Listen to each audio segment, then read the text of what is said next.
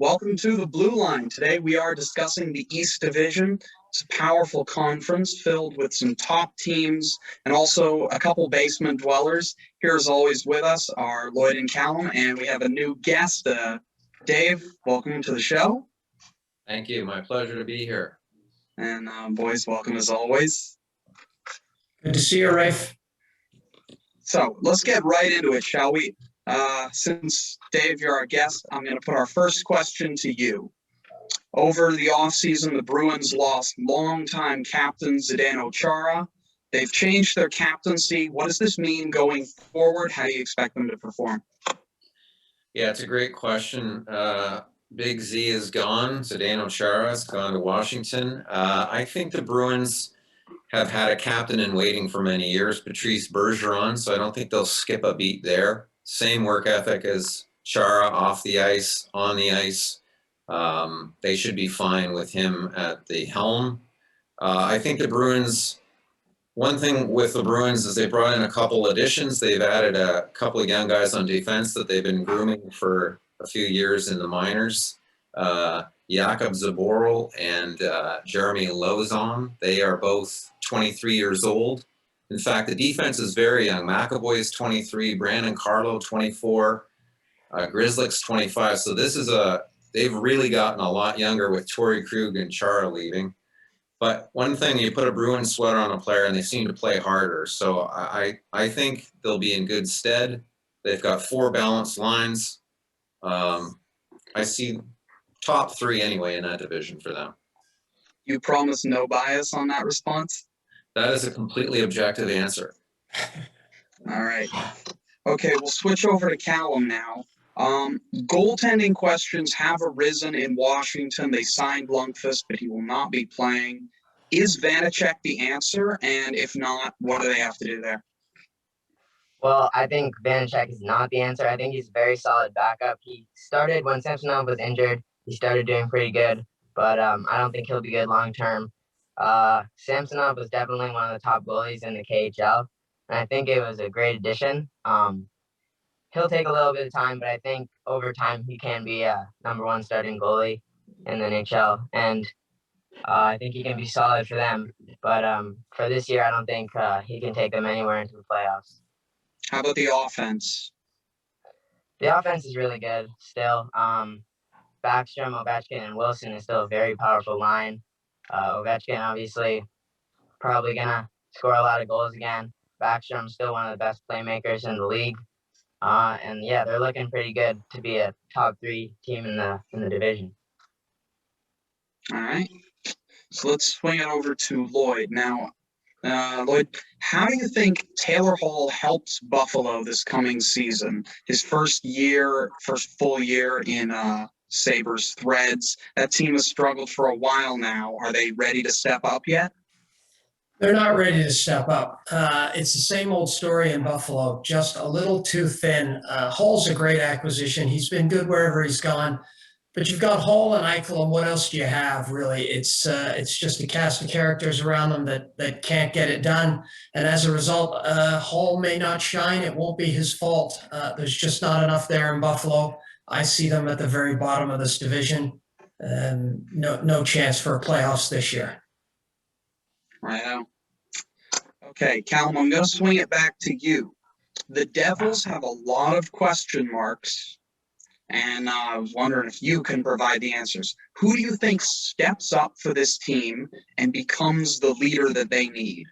Well, I think the answer to that is definitely Jack Hughes. He took a huge leap from last year. He had an unfortunate injury, but I think he's a great leader. He started off the season very well. Last year, he had a very slow rookie season, but I think he can step up to the next level, hopefully lead them to a brighter future. It looks like it's not going to be very good this year, maybe even finishing lower than the Sabres, but definitely no playoffs this year, but a little bit of a bright future for them with Jack Hughes. All right, I'm going to open this next one up to the entire floor. Who's the best team in New York, Rangers or the Islanders? David, you want to start?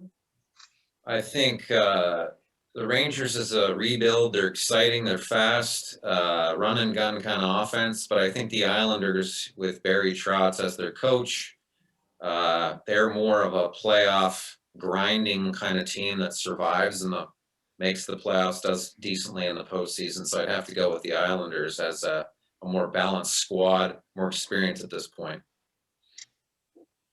Lloyd? I have to agree with David on that one. The best thing the Rangers have done is move on from Lundqvist, but you can't get far by subtracting. I don't see it being a strong year for the Rangers, but it's not about players. When you look at the Islanders, it's about Barry Trotz. Dave already mentioned him. The guy's a great coach who does a ton with what he's given. They made a lot of noise in the playoffs last year, getting through teams they had no reason to beat, and it was all coaching. So Trotz will certainly get more out of the Islanders than the Rangers can do. Cal? Yeah, I agree. This may definitely be a different answer in 5 years or so. I think the Rangers have a really bright future. Panarin is still a top player in the league. But right now it is the Islanders. Barzal is having another great season. And besides that, they don't have too much depth. But Barry Trotz definitely the best coach in the league for me. I think they're the most well-coached team. They proved themselves last year in the playoffs. And I can see them going maybe even a little farther in the playoffs this year. While we're on the subject of New York, I'm going to keep this one open. What should we expect from number 1 overall pick, Alexis Lafreniere? Is this going to be a big year for him, or is his development going to be a little slower? Callum, let's start with you. Go back the other way. Yeah, I could see this being kind of the same situation as Jack Hughes. He's had a very slow start, but I think his future is promising. I think he will develop into a great player. Maybe even join Panarin on the first line. They could be a very good duo. But as of right now, I don't think he'll win the Calder. I don't think he's going to have a great rookie season, but he'll take some time. Lloyd? No worries about Lafreniere at all. Expectations have been accelerated so much around rookies. They're expected to step in and be team changers right away. They used to be given a few years to even crack the squad and then work their way up the lineup. Now they get parachuted in on the first line, second line at least. They're expected to start putting up points. Lafreniere's had a little bit of a slow start, but he doesn't look bad at all. I think he'll round into shape. He'll be what's expected before the season's end. All right, David? Yeah, I think the good news here for him is that the Rangers are in that rebuild. They've got some exciting young players, Zibanejad, Kakko. There's just a ton of talent on that team. So I don't think they're hurrying. They're not in a hurry, so he doesn't have to be the leader and put a lot of pressure on him. He can kind of graduate slowly with these other guys, and I think he'll be fine. I agree with Callum. He may have a bit of a slow start this year, but I don't worry about this player going forward. All right, perfect. Let's move on from the Big Apple. And Callum, this one's coming for you, and I know you were expecting it.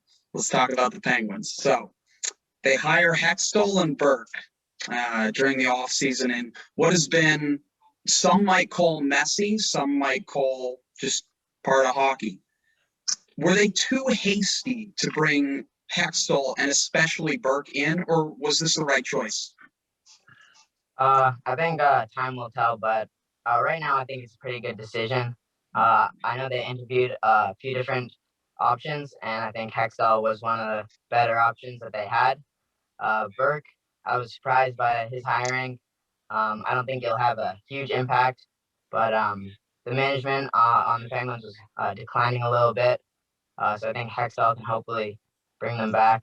I think it was a solid signing. All right. Okay, let's get all of your final predictions for the division. So, as always, I want the top 3 teams and the bottom team. David, you're our guest. Do you want to start? Yeah, I think the top 4 are going to be, and I'm not sure of the order, so let's talk about the 4 and then I'll give you the order. But I guess it'd be Washington, Boston. I think the Islanders sneak in there, and Philadelphia will be, those are the 4. And if I gun to my head, I'm thinking probably, I think Washington might actually win this division. I think Boston's second, and I see the Islanders and Flyers kind of duking it out for third and fourth. And the Flyers, I've watched them play, and I gotta say, that's a mystery team to me. I'm not sure if they could finish lower than that or higher. There's a bit of a mystery on that one. Before we move on, I'd love to talk a bit more about the Flyers with you. Do you think they're ready for a cup run? A lot of people expected that this might be the year where the window opens.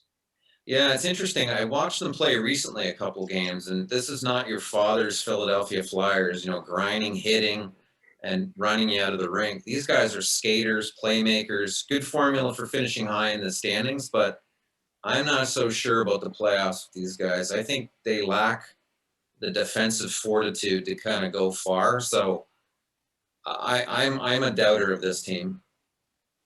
All right. Callum, give me your top four. This may be a little biased, but I definitely see the Pittsburgh sliding into the top four. Although I'd say this probably is, if not the North, the best division in the league. But right now I have Boston at the top. I think they're just the most deep team. They're looking good already, and the first line is virtually unstoppable. And then in second, it's tough, but I'm actually going to go with the Flyers. I think they're a really good team. And yeah, right now they're having a great start. They've had a lot of postponed games, but it's looking good for them. In third, I'm going to go with Washington. Obviously, Ovechkin is still doing great. I think they're very well coached as well.